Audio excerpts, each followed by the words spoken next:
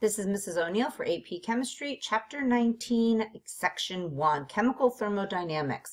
We've talked about delta H as thermodynamics in Chapter 5. This we're going to go above and beyond and talk about entropy, delta S, and free energy, delta G. So this Section 1 is on spontaneous processes. You should look over page 816, those terms. Humankind has learned to harness Earth's resources to create impressive, highly ordered structures such as a beautiful skyline.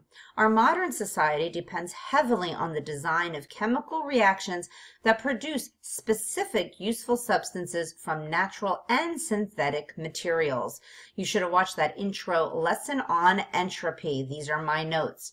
He gave us the definition of entropy to be dispersal of matter and energy. So he said, yes, you should cry over spilled milk. Why? Because it's an irreversible process. When the milk spills out of the glass, this is spontaneous. Milk goes all over the place, but it's going to take lots and lots and lots of energy to get it back into the glass. So that's not going to be spontaneous, and it's going to take lots of energy to do so.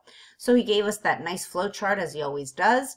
And he said entropy, especially with that little degree sign, it means that it's measured at standard temperature and pressure. And standard temperature and pressure, to remind you, is 0 degrees Celsius and 1 atmosphere. And that's right on your review reference sheet. You don't even have to memorize that. So we always want to remember that the positive, this whole chapter is going to be on the signs, positive and negative, of three things: entropy, enthalpy, and free energy. So when delta S is positive, we have an increase in entropy. We have an increase in disorder. So again, matter examples, he gave us a solid to a liquid to a gas. Entropy is going to increase. Producing more moles in a stoichiometry relationship in a chemical reaction is going to be an increase in entropy. And of course, if you're increasing volume in gas, that means you have more area for those, or more volume for those gas molecules to move around. You're going to increase that entropy. So again, he gave specific examples of gas increasing in temperature. So he showed you a video, he played it forward and reverse, so he gave you that series of videos, and he talked about how one way is going to be an irreversible process, right? You got a bunch of these blocks and they fall down. That happens automatically, that happens spontaneously, but the reverse process is going to be really, really hard to do unless you put energy into that system. So again, he's showing you it's impossible, kind of, for it to recur in the reverse. You can still happen, but again, you're going to have to put a lot of energy into it. So this is really the second law of thermodynamics. You might want to pause here and just kind of read over what he said. But this is what I like to say. Again, entropy of the entire universe, again, in an isolated system, will always increase over time. So spontaneous processes produce an increase in entropy of that universe. We're always talking about going towards disorder. So here's our isolated system, here's our entropy. It's never going to decrease, but we want to remember that nature tends to go towards disorder. We have to force order, and I always like to use the example of in your bedroom. In your bedroom, when your parents or you get your clothes back from the wash machine, you have to put it back into a specific drawer, into your specific closet, in a specific spot, on a specific hanger. You have to force that order. Otherwise, the natural thing, or the more natural thing to do would just kind of make a pile in your bedroom. Here's my pile of this, and here's my pile of that. So you have to actually force order. That's why it's hard for some people to stay organized, because that takes energy, and it takes that time to do that.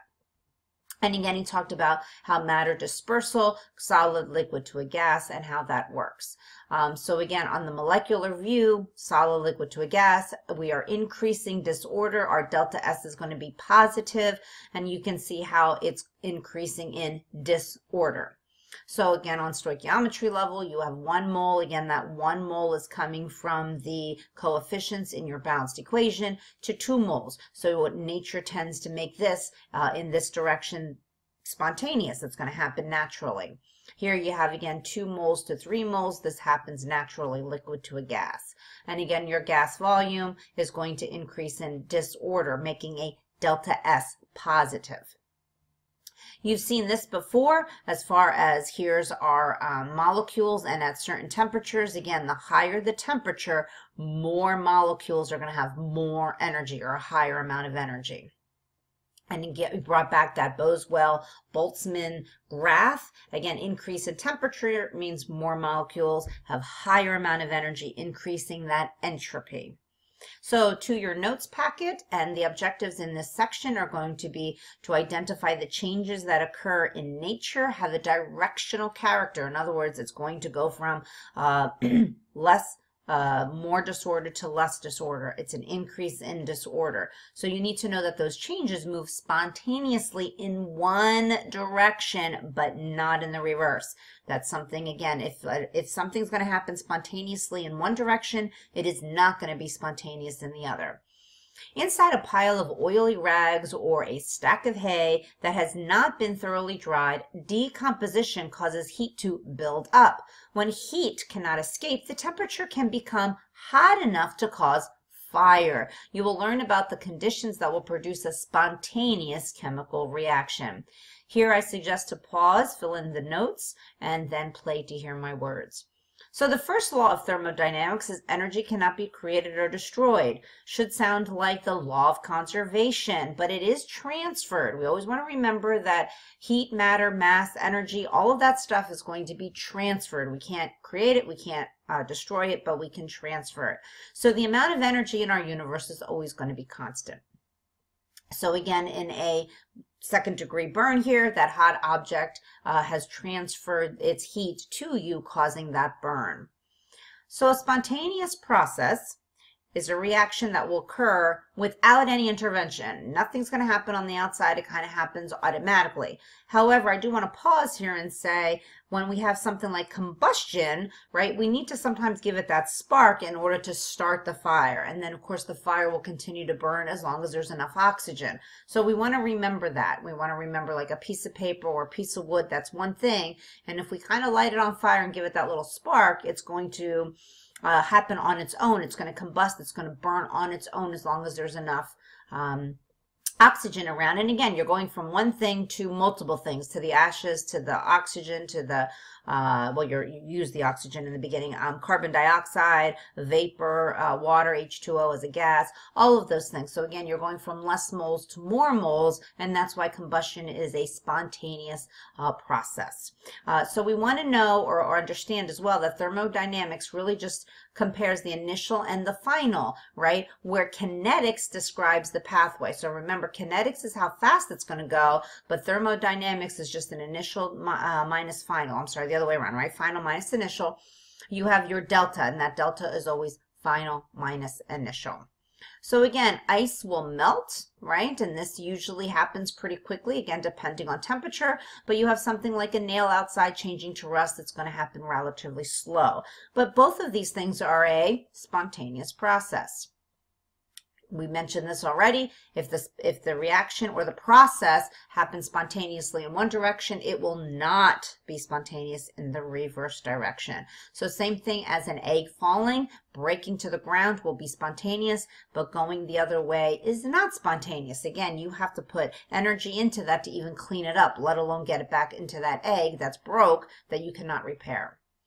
So let's look at a spontaneous reaction here. If we have two chambers and we have something that's keeping it closed, but we open up that chamber, it's going to spontaneously move. Those gas molecules are going to move into that second chamber. That's going to happen automatically. Those molecules are continuously moving.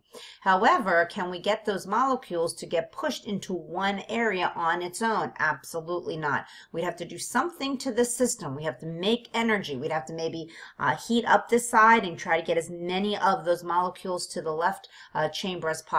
And even then, it's going to be real difficult to get every single one of those molecules back into that one chamber. So again, this is just looking at it. Okay, we're going to open that up. And this would not be spontaneous. So we'll look over that picture. So here is a question. You might want to pause and see if you can come up with the answer. Now, can you come up with the why? So read over that Again, pause if you need to, but make sure you can understand that because this is something that you might see on that AP exam where they're talking about spontaneity as well as gas pressure. Again, give it some thought. So, no, non-spontaneous processes can occur so long as they receive some condition outside assistance. In other words, again, even though we say that it's an irreversible process in one direction, as long as we can give it enough energy, we might be able to push it the other way. So most spontaneous reactions are exothermic. We want to keep that in mind, and we've said that before. Exothermic is very thermodynamically favored. So most reactions are exothermic because they're spontaneous, because they're thermodynamically favored. And we want to remember these state functions. A state function does not depend on the path. It just is final minus initial or products minus reactants. These things are state functions because it doesn't matter how the temperature changed. You just always have a final minus initial. These are your deltas, right? Anything that has a delta in front of it is going to be considered a state function. If it's not a state function, that means it kind of has an equation probably. So it depends on the path. It's going to depend on the path because it depends on how much mass we have. It depends on the specific heat of that substance. And then, of course, delta T, temperature here, is a state function part of that whole equation. So reversible, right? You can store the system to its original. Irreversible, you cannot. But again, keep in mind, sometimes these irreversible processes can become reversible. You just have to put in enough energy or certain conditions to do that. Okay, see you in class.